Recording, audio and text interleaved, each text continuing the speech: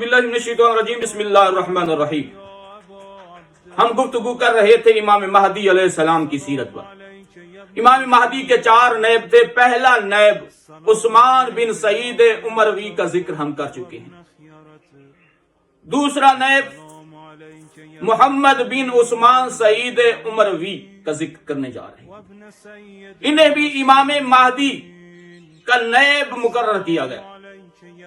امام حسن عسکری نے اپنے فرزند کا نائب محمد بن عثمان کو قرار دیا، لیکن جب جناب عثمان بن سعید کا انتقال ہوا تو ان کے پاس امام زمانہ علیہ السلام کا ایک تعزیت نامہ آیا، جس کا مضمون یہ تھا: اِنَّ لِلَّهِ وَإِنَّا إِلَيْهِ رَاجِعُونَ۔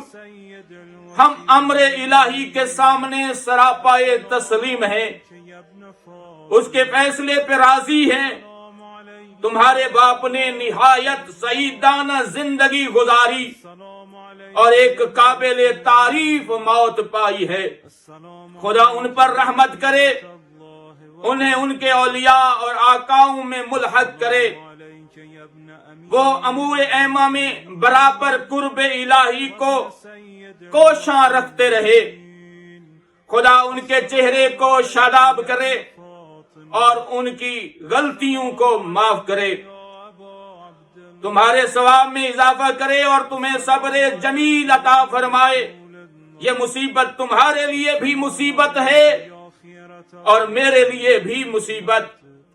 اس فراق سے تمہیں بھی مضطرب بنا دیا اور مجھے بھی۔ اللہ نے انہیں آخرت میں خوش رکھے۔